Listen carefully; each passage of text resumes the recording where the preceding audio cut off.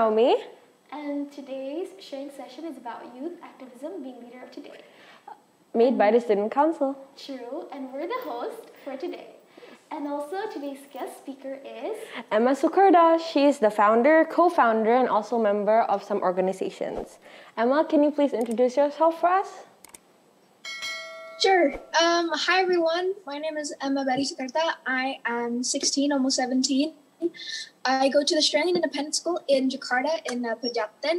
And I do a couple of things. I'm one of the leaders of Bioplastic Bags, Mari Kita Bahas. I think that'll be listed, later. But I'm an aspiring youth activist as well as an IBDP victim, a full IBDP student. I'm half Canadian, so my mom is from Canada, my dad is from Bali, but I've lived in Jakarta my whole life. And so I only really started activism around 2 years ago, but I've kind of been an activist my whole life, just not an aspiring activist, just kind of low-key. I'll talk a little bit about that more with the Q&As, and I can't wait to, give you guys some input on, some stuff that I've done in my thoughts and my experiences, and then hopefully answer some of your questions. So thanks for having me, guys. It's a pleasure, honestly. Yes. So I'm going to start with the questions, right? Okay. So the first question is, what is your organization and what are you advocating for? Okay, so I do a couple things. I am one of the leaders of Bioplastic Bags Jakarta with Talia Hagana. Now, Bioplastic Bags is as Bioplastic Bags Jakarta, as by the name, I'm sure some of you have heard of Bioplastic Bags Bali, is an organization which aims to reduce plastic waste, and for us specifically here in Jakarta. And so we do that through advocating as well as raising awareness, workshops, holding cleanups, etc. And we're youth-based, of course, like most of the organizations I'm in, meaning that it's only for the youth. And our target audience is for youth. It can be for everyone, but our target audience is youth. And so we aim to, through different methods, to raise awareness so that we can reduce overall plastic pollution in Jakarta. And obviously with online learning and being online at the moment, it's been a bit more difficult. And so it's more kind of raising awareness through content and workshops, but we make it work. And then my second kind of big project thing is Mari Kita Bahas, which is an organization I started with two of my friends who are also activists. Vinny, who is head of Imprint, who was founder of Imprints, and Usha, who was co-founder of Hand. So we came together to make Mari Kita Bahas, which is an account that shares global issues and local issues as well in Indonesia. So mainly we try and go for global news, because we feel that there are a lot of accounts on Instagram at the moment, but there aren't many that are sharing global news, just kind of the generic stuff that you usually hear. And so we wanted to bring that to Instagram, because I was originally doing it on TikTok first. And so that kind of leads me to my next thing, is I'm an activist on TikTok. I haven't been as active recently because of my, IBDP work. But so I make educational videos on TikTok, and I do series. So a lot of them are just to raise awareness on issues or mainly global events, like what's happening right now. But I also did a series on cleaning up the beach. And so those are my big three kind of projects: Bioplastic Bags, Mari Kita Bahas, and my online activism. In the past, I'm not anymore, but in the past I did work a lot with Jagarimba, because my friend runs it, which is to support the advocacy against deforestation. I was a writer for Project Buzz for about a year, and I'm a member of Trash Hero when I go to Bali. So. Thank you for the answer and telling us about it. I want to ask, you're 16, almost 17. Mm-hmm. That's such a young age to become an activism. And what encouraged you, what inspired you to do this work? I think one of the main things is that it's something that I've always been interested in, and it's something that I've always felt passionate about, especially because my mom is a history teacher, and so that's where I get my passion on raising awareness about global news, because she wants to share history, and she listens to the news every day because she believes about what's going on in the world is so important for us to, expand our knowledge on being a global citizen, etc. And so I really got that from her, and I've never been able to really express it other than through MUNs, and MUNs was the first real kind of step into activism, is because I found people who were kind of interested and passionate about changing the world the same way I was. And then my dad is a surfer in Bali, but he has this really small village. We're not Bule, like in like Kuta, Bali. We're like in like a small little town away, like north of Canggu. And so he does a lot of stuff for his community. And so I was able to do a lot of things for my little community of like 200 people. And so I wanted to do that in Jakarta. And I think when we went online, it really gave me a platform to like, I really found a way to do it without having any interruptions, because before Corona, my whole life was sports because I was an athlete. My mom's my basketball teacher. My dad is my surf coach, and I was on DKI for soccer. I was on the DKI team. And so I never really got a chance to even consider doing activism. And then when I went into Corona and I got really, really, really, really bored, I found something to make up for that. And luckily I was able to have a platform on TikTok to do so already, just through making funny videos. And so, yeah, I think, going through the pandemic has really made me reflect on like, what do I actually want to do like right now? And it gave me a lot of time to think about like what I think is important, what I think I should do now. So talking about your TikTok account, we've seen your videos and we love them. And you've also talked about other, topics, especially about like you've also talked about feminism, I believe. You also talked, and it's honestly so inspirational. And obviously there are people who have different opinions. And how do you deal with a hater, especially in a very young age? Well, it's really difficult. I personally, of course you want to be like, just forget it, don't listen to them. And I try, and most of the time I do, but once in a while there will be something that hits me hard. And I will just take a step back. But I think, what's most important is knowing, what's good for you and what's not. And that's why I've taken a step back from activism. Like, I know it's good what I do, but, I need to put limits on myself and think about my schoolwork first. And so that's why I'm doing my schoolwork. Or if I have a hater, then I need to step back and think about whether or not it's, effective for me to be thinking about that. And I am lucky enough to have a really supportive environment at home, and one in which I can confide in. And so anytime I do have any issues regarding haters, then, I'd have someone to talk to. And, a lot of my work with environmental, activism for the first, 6 months of quarantine, it never had any backlash because everyone had the same idea, other than the only people against you for climate change is like big corporations who don't want their businesses to like crumble, right? No one's going to tell you, no, climate change is wrong. No one really goes against me for that. Yeah. But when I started to talk about like, humanitarian issues and social issues, there were a lot of people who disagreed with what I was saying. And so that was very difficult. Like, I remember one time, I don't make many videos on Indonesian news anymore because legally it's a bit risky for me, because I don't, if I like share wrong information, there is a bill that can like kind of get me in trouble. But like, I remember one time that I really started to do that, and where I really started to realize there can be a lot of haters like against me if I talk about Indonesian news, because 99% of my videos are Indonesians. I remember I made a video on RUU Cipta Kerja.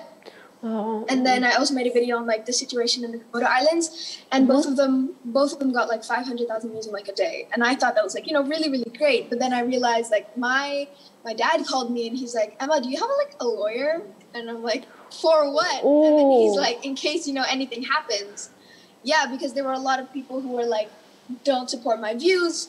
And then also like, in case, there was governmental who doesn't support my views. And so I took those videos down. That is really scary. And I think through experience, you kind of learn what's good for you and what's not good for you. And I think what's good for me is to raise awareness about global news and subtly about Indonesian news, but I got to be careful. And so when it comes to a lot of haters, I have to really step back, and it takes me, and I need to talk about it with my parents and everything. So, yeah. Okay, so as you said, there was a lot of challenges, like your dad really asked you, and like whether you have a lawyer or not. So those were your challenges, but what are the things that keep you motivated to keep going and doing this? True. I definitely think one of the best things is like my team and, everyone who I work with, and, just not wanting to let them down specifically. Of course, people who follow me and people who kind of like want more of my videos, that's a big part of it. But for me personally, it's mainly like keeping up this kind of like role model kind of I want to keep that image for people who are trying to do it now. So if I, start to slow down, and I know that's okay. If I start to slow down, I don't want people thinking that, I can be teared down by like haters and everything like that, if that makes sense. Like I want to set an example for people when it comes to like haters. It's okay and you can move forward.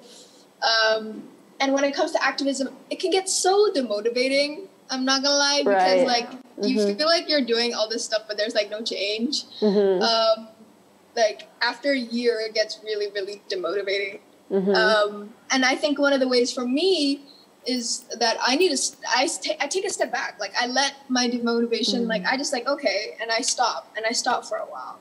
And then usually I'm able to pick myself back up because I have a team that, asks me and when I'm going to come back and everything, because I'll tell them I'm going to take a week off. And then after a week, they'll remind me it's time for you to come back. And it's time for you to continue.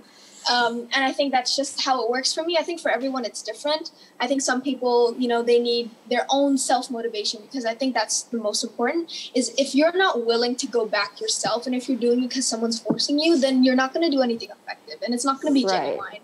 And I kind of learned that through like a different kind of different experiences. Like, for example, like just like projects at school. If I don't want to do it, rather than if I want to do it, it'll be so much better if I can self-motivate. So if I'm not feeling motivated, I'll take a step back until I do feel motivated, because I think I have a right to do that. So, yeah.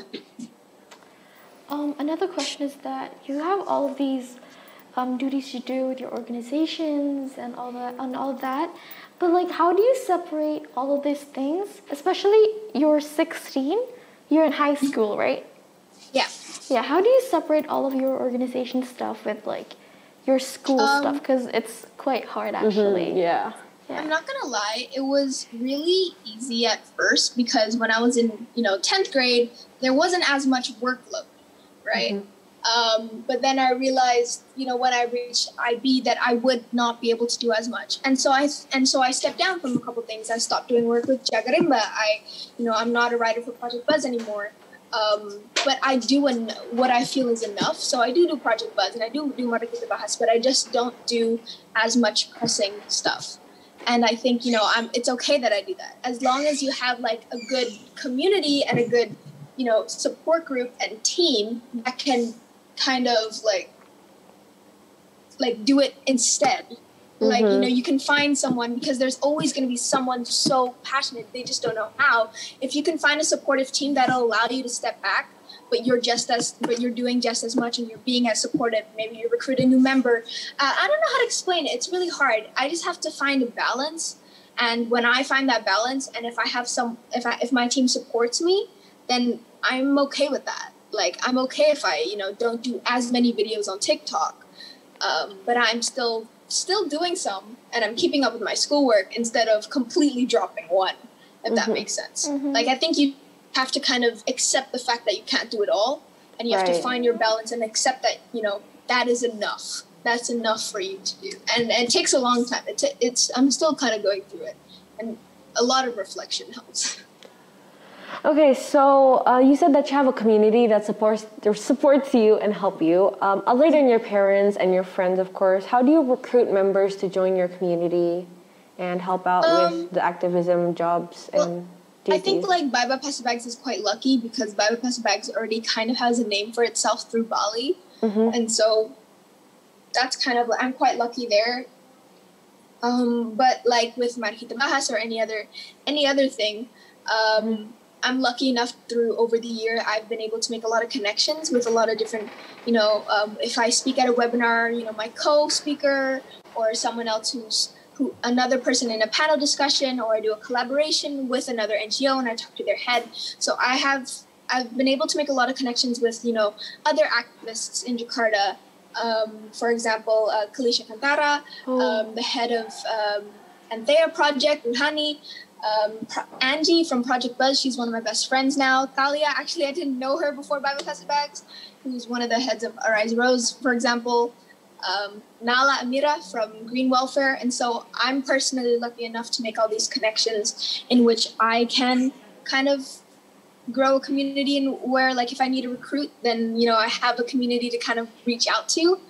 But I think, you know, for people who don't have those, who are still kind of growing their connections, I think just sticking with your family friends is best. I think that's just as effective because I think, you know, they have other friends and you just have to slowly work your way up there. And it takes a long time, but I mean, it's worth it in the end, so.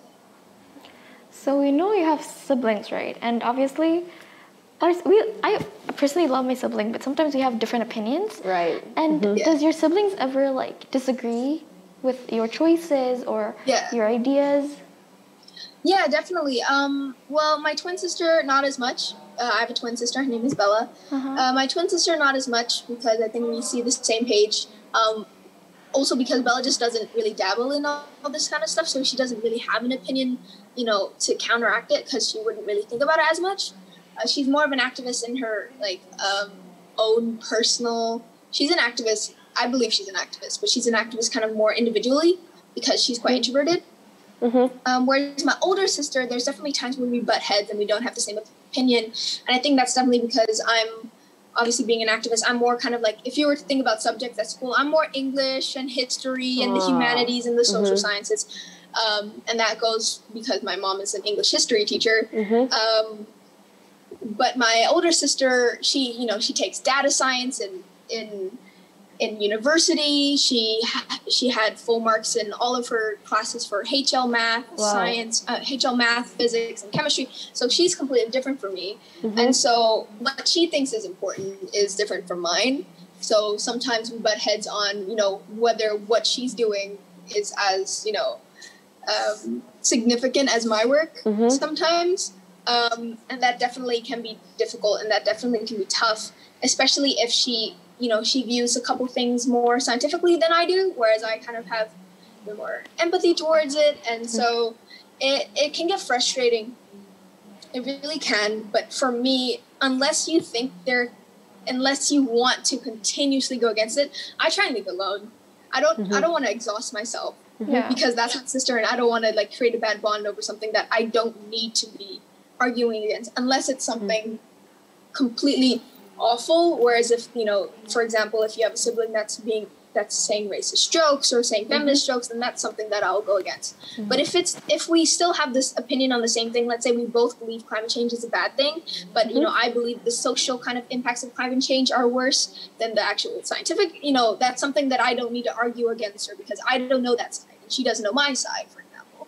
And so if it's not worth it, then I won't push it, if that makes sense. And that's the same goes for haters. If it's not worth it, then I won't push it. But sometimes I've never responded to like haters. Actually, I've never responded to a comment. The only thing I've made a video on someone hating on my account, but not because he was hating on me, but because he made a video about the way he made a video about a certain controversial issue and I just didn't agree with the issue. And so I tackled the issue instead of the person itself, if that makes sense. And so I like to pick and choose when I rebut, I guess. And I think that's really important and that takes a lot of strength in some ways because you just want to like be angry at everyone who's angry at you, right? And you want to say your side, but you have to really step back and like just understand that some people just like don't agree with you and some people just aren't going to say the same things and that's okay. So okay, so you said that you have a community just now, right? And you're you're a co-founder, you're a founder, and you're a member too. And in that community, you have things called like a discussion about something. What if you don't disagree? Like, how do you handle arguments in a community, if that makes sense?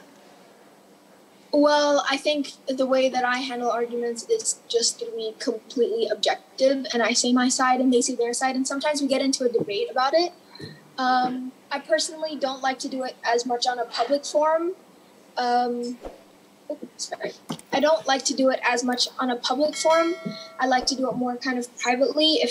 And again, for me, it's more like if it's not worth it, if I'm going to be, you know, jeopardizing, let's say there was a conversation on a WhatsApp group, my community on a WhatsApp group, and someone had a different opinion than me, if it's going to jeopardize the way they think, like the rest of the group thinks that we run, or if it's going to jeopardize the the way that the rest of the members think, the leadership works here, then I won't attack it. Sometimes you just have to leave it and you just let them have their opinion, because you don't need to strip everyone and you don't need to raise awareness to every single person. And I think people forget that for me, I want to raise awareness and I want to act on the passion of those who want to change and those who want to make a change. And of course, we can raise awareness as much as we can for issues let's say racism and sexism. But for me, that's really exhausting. And so I'll do as much as I can to the point where I feel like I've done enough. I don't need to exhaust myself over one person, if that makes sense. Especially someone who I don't know or is a stranger. And I think, as an activist, a lot of people have different opinions on that. And some people will be like, as an activist, you should, try as hard as you can for every single person. But I personally think, just like still as a teenager, that I need to know my limits. And, I think it's taken me a year, but I've set them. And I know what they are. So, yeah. Okay, so I have another question. Are there some encouragement words you want to share to inspire everyone here? Oh, wait, can you say that again? Sorry, my thing just... Oh, yeah. Are there some encouragement... Can you say that one more time? Are there some encouragement words you want to share to everyone to inspire, maybe? Since we're all very young, and I feel like you especially, you're still 16, almost 17, but you have went through a lot, especially on your age. So I feel like, do you have something inspired to say to everyone here? Sure. Something I always say in like interviews or webinars is that, I think activism is so like glorified in the sense that you have to be an activist, you have to be speaking at webinars, you have to run an NGO, you have to be the head of a content at an NGO, and that's what it takes to be an activist, sorry. But I don't agree with that, and that's something that I always try and tell the audience is that you can do like any step towards making a change. I think is so important, and I think that's activism in itself, and that's you trying to be an aspiring activist. And something that I always use to try and describe this is that, like I was saying before, I have a twin sister. I'm completely extroverted, and she's the total opposite. She's so introverted, the most introverted person I know, and that's okay, and that's perfectly fine. But I believe that we're both activists, but we're activists in very, very different ways. I'm an activist in the sense of I kind of lead to NGOs, and I make public videos on TikTok, and I do webinars, and my sister doesn't do any of that because she's an introvert, and that doesn't make her comfortable, and she doesn't want to do that. But I still think she's an activist because in her own individual, personally, she like me, we've both been vegan for 5 years, pescatarian. I've never had a piece of chicken. It's a fun fact about me. But my sister, she talks about these issues. She believes she's just as passionate about these issues. If someone asks her about it, she will talk about it. Or if someone says any racist or sexist joke, in our friend group, she will bring it up. She talks about it in her family dinner table. She makes changes for herself. She always brings a water bottle. I never bring a water bottle, not because I bring a plastic bottle, because I know she will bring it.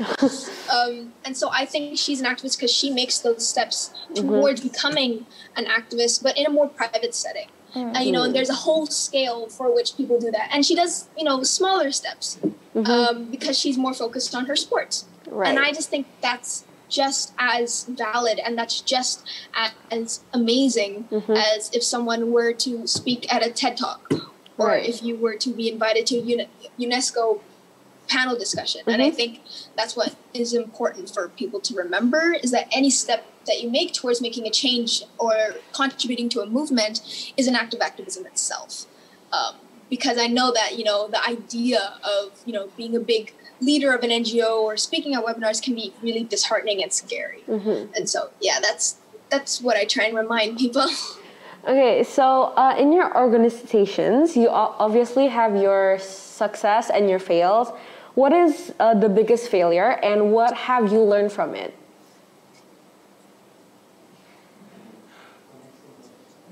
Hello, Emma? I think it's the internet connection. Hello, Emma? I'm very sorry, Hello? guys. Hello, can you hear me? Sorry, I just have to turn off my... Yes, we can. My camera just... so then I could reconnect. Can you guys hear me? Yes, yeah. yes, we can. But we can't see the video. Can you just restate the question? Sorry. Yeah, sure. So you have an organization, and I'm sure there will be the successes and the failures. What is the biggest failure that you have made, and what did you learn from it? Okay, there we go. The biggest failure? Okay. I definitely think some of the biggest failures are, for me, it's like going too big too soon, I guess, if that makes sense. Like trying to make these big events before even having a team, ready to do that or having the experience to do that. And I think definitely I learned from that is to not go too big too soon and to take, knowing your limitations once again. Like, and I think another big, a couple failures of mine is like doing like proper research. And for me specifically, when I share my TikTok videos, is if you're going to be passionate about a cause, you have to learn about it yourself. Like you have to have this basis knowledge before you can kind of like act upon it, I guess. And I think that why that's so important is that so then you can be prepared for any situation, for any questions. If you want to go against someone, I think it's just good to have like a really good understanding and a really good knowledge of what you're actually talking about.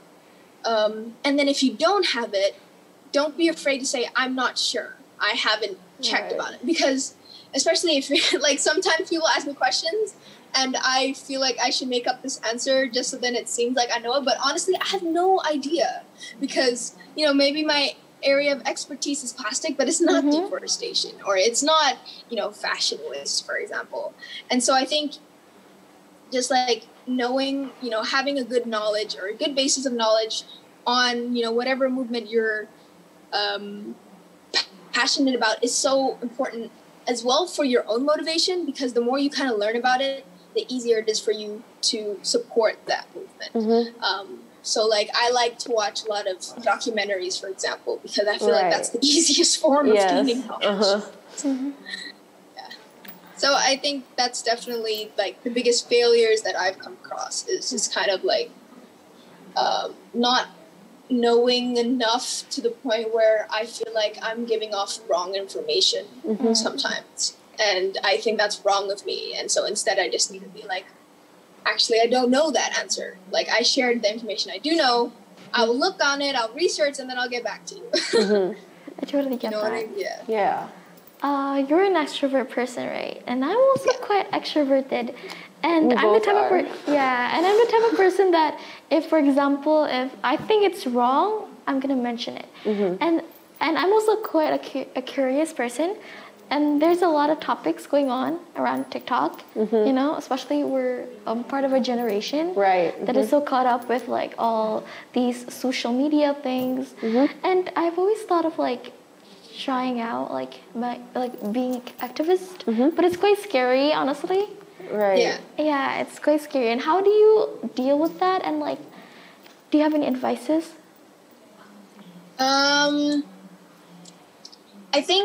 I think it can be scary for everyone, especially because it's really out there. Yeah. And like before Corona, it was so kind of like seen as like just you're crazy or you don't know how to have fun. And I have a lot of people who kind of like look at me and talk to me as if that's my whole life, as if activism is the only thing that I do.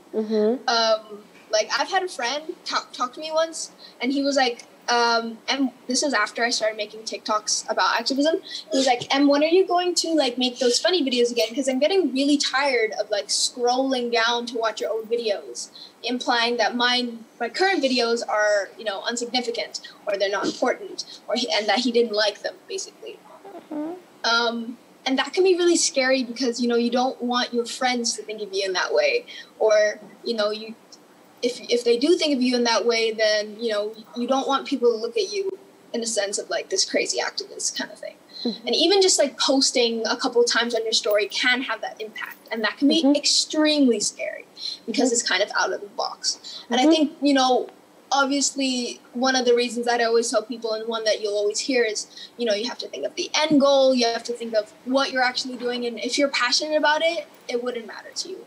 But I personally think, you just have to sometimes you just have to kind of like go through it, and you have to take like step by step, because that comes with the job, I guess. It just comes with it, and you have to decide which one is more important to you. And I think you can do it slowly. Just do it, one step at a time. And also, I think what people forget is with this online pandemic, take advantage of the fact that we're online and do it in an individual kind of, you don't have to be posting on your story. You don't have to do anything personally. If you find an opportunity to join an NGO, you don't have to actually tell anyone about it. Or you don't have to, you can just be a writer, on your own. And I think everyone will do it in a different way, and everyone will deal with that fear in a different way. But I personally think, looking at why you want to do it and whether or not you're passionate enough and whether you're motivated enough will definitely determine whether you will look past that fear or and face it, or, succumb to it and not do it in the end, if that makes sense. And so that all just depends on you as a person, anyone, whether or not you're strong enough to do that. So, yeah. Okay, so actually we have I think around 20 more minutes. So we're gonna start the Q&A session. So if you guys have any questions that you want to ask to Emma, please do write it in the chat box. Then we'll read it out loud for her, and then she can answer it. But as we wait for the questions, I have a question of my own. So you're in activism and you have a community. Is that counted as your work, or is that just your side activity when you're bored, or as a hobby? So it's hard for me because sometimes I don't know whether my activism for me is my work, or if it's just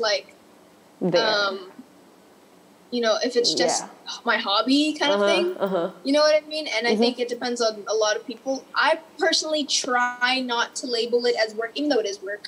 I personally try not to label it as work, so then I look at it as a hobby, because when I look at it as a hobby, I'm more motivated to do it. Right. Because, if you have a hobby, it's something that you constantly want to do. Like my painting is my hobby. If I look at it as work, then it's not as my painting for school, because I take HL art.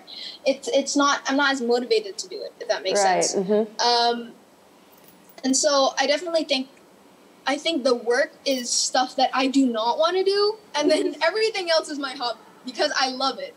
I love meetings, but sometimes I don't want to go to meetings, and sometimes I don't want to write proposals. That's work. Right. But the planning and everything like that, for me, I think that's still just a hobby. I personally like to consider it as a hobby, because it's not something that I have to do. I don't need it to pass my CAS. I don't need it to, graduate from high school, or, anything like that. And so I like to personally label it as a hobby, because it's something I enjoy doing.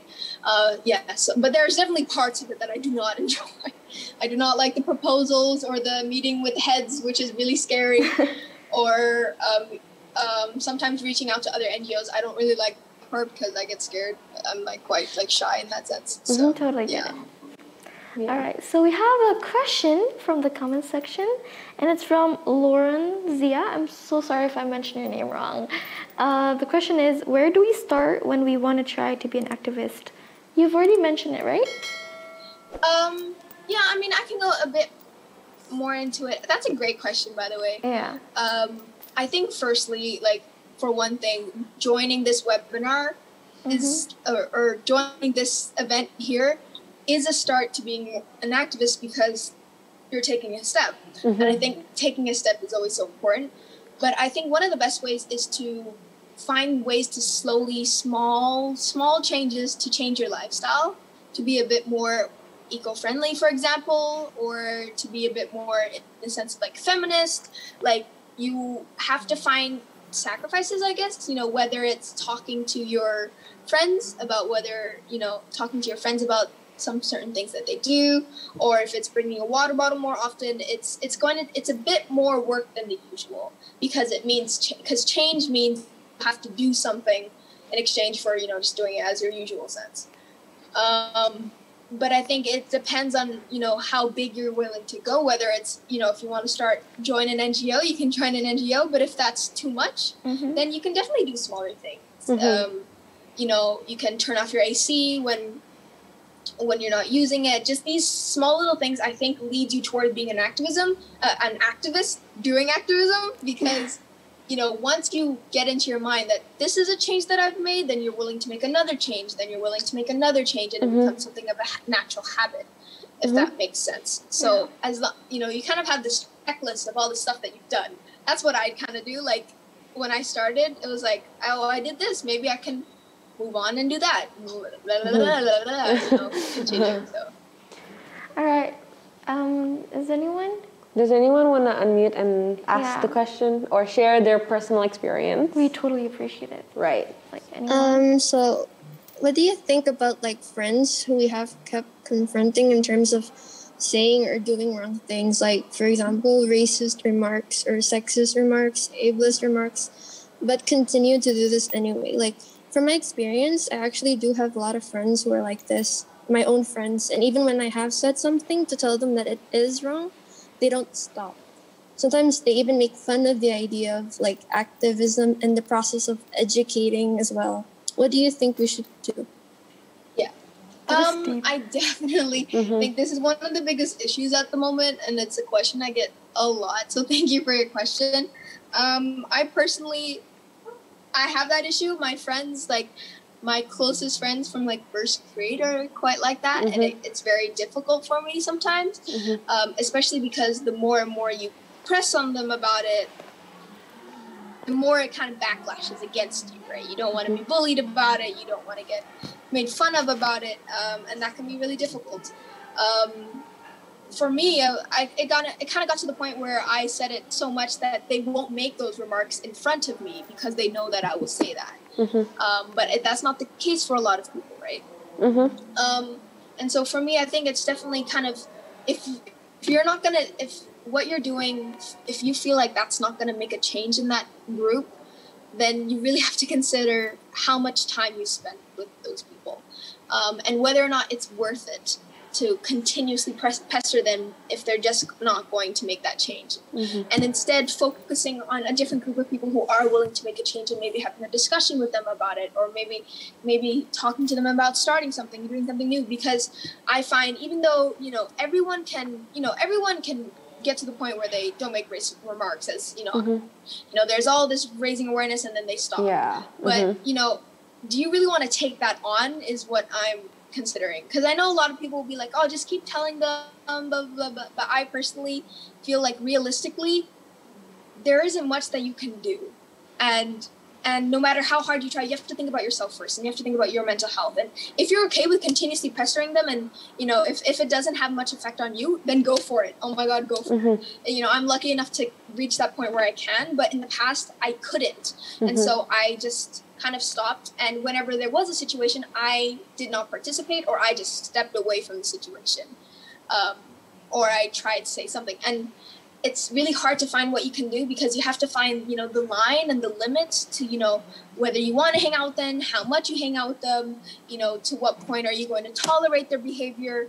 And it can be really difficult, but I think what you just kind of need to think about is, what can you handle, and whether or not you should be handling it, if that makes sense. And if you can't, and if you don't want to handle it, then where elsewhere can you turn your focus to?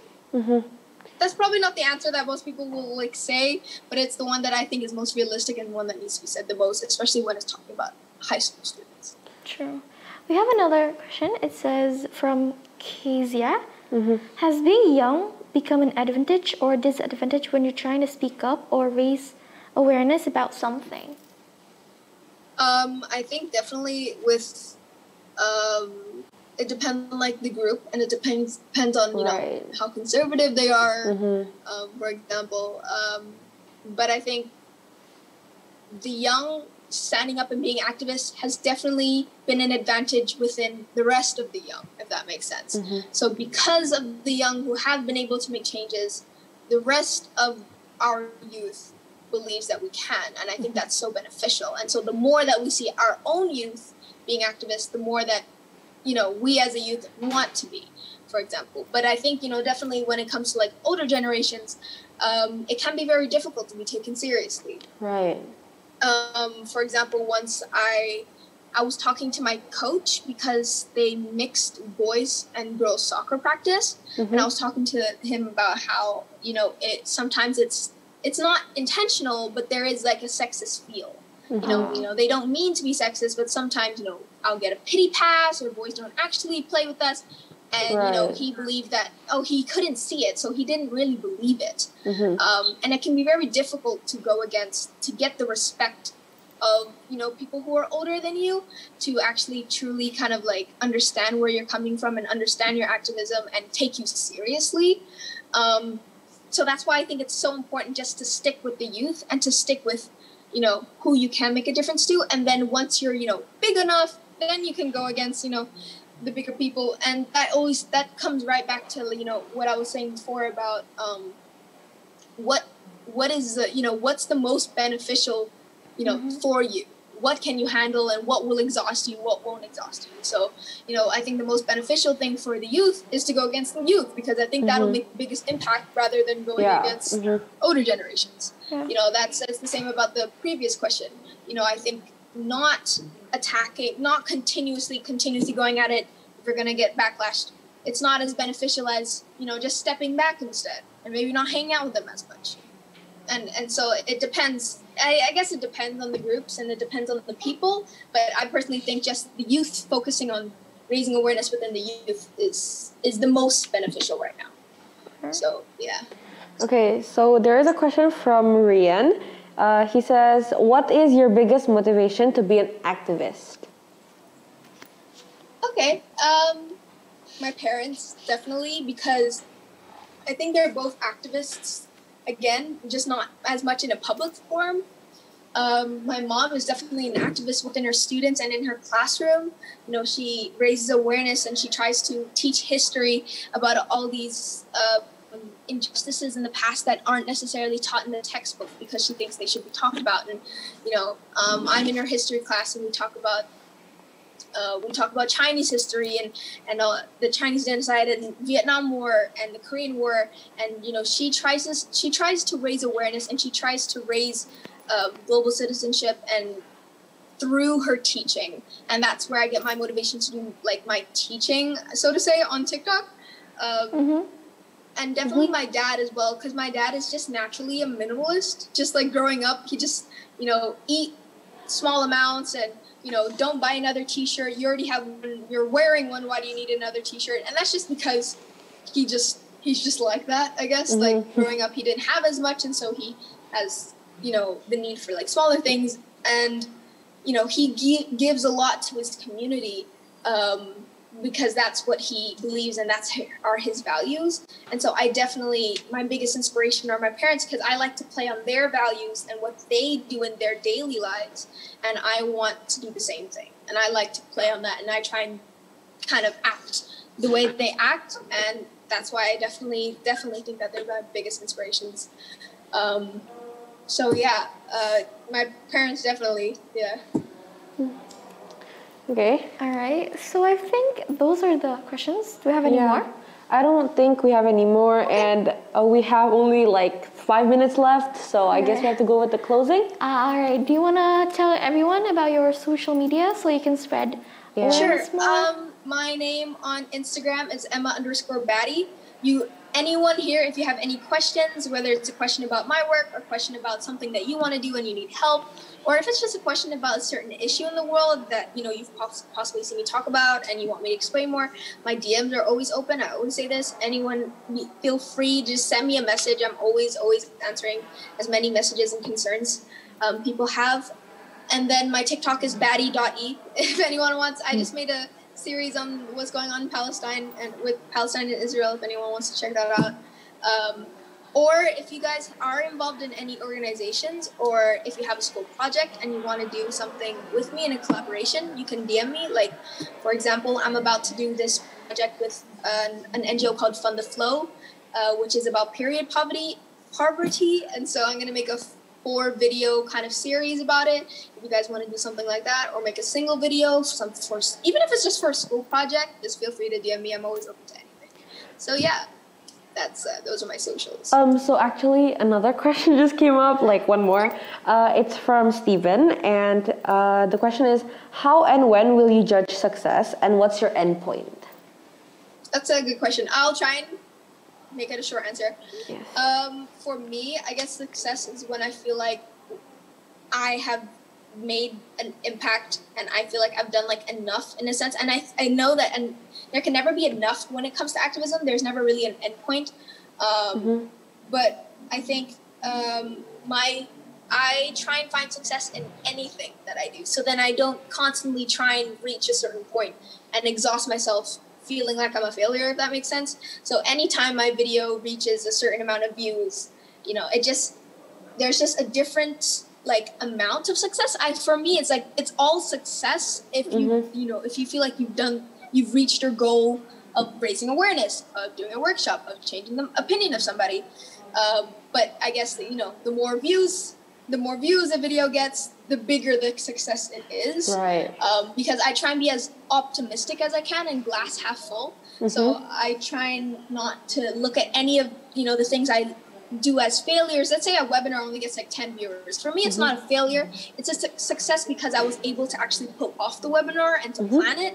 But it was a failure, and it wasn't as successful as a webinar that gets 100 views. If that makes sense. Because I think, in this type of activist environment, it can get very demotivating.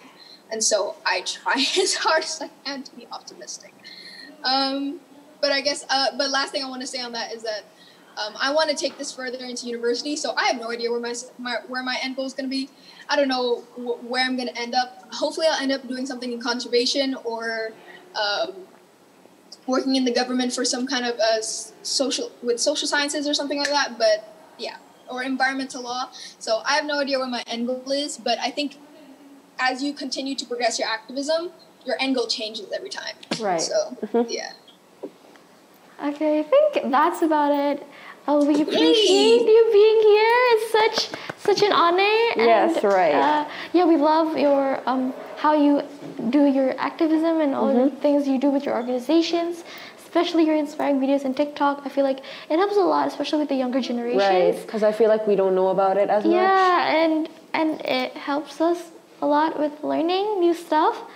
And again, we're so thankful for you to be here. So thank you so much. And everyone here who is currently watching the live, thank you to be here. Thank you for those who asked questions. And is there any last things you want to say? I don't think so. I think definitely just if you guys are looking towards doing some activism, just don't push yourself too hard, or don't or it can be scary, but it's not that scary once you get into it. I think the best thing to do is just find a supportive environment and someone to do it with is what I find is the best thing to do. Partnership. That's why I'm never like a leader on my own. I have a co-leader for Bago Plastic Bags. I have 2 leaders with me for Mari Kita Bahas, and I have like my translator for TikTok. I go through everything with him, and I think that's the best way to kind of get through activism is just to find a good support system. So that's my biggest kind of recommendation. So thank you for the last words. We really appreciate it. This whole talk was very motivating. It's very inspiring as well. And for the viewers, thank you for giving your time to listen to our talk. And also, self-promotion, don't forget to follow Stella Mars's TikTok and also Emma's TikTok to support her more on her activism job kind of thing. Yeah. So that's the end of our talk today. Unfortunately, I hope we get to see you guys soon if there will be another sharing session. Yeah. And we today's talk is really cool, especially get to meet you, Emma. It's really cool. Yes. Thanks, guys. Yeah, I think that's about it, right? Yeah. All right. So thank you so much, everyone, to be here, and yeah. Thank you, guys. Thank you.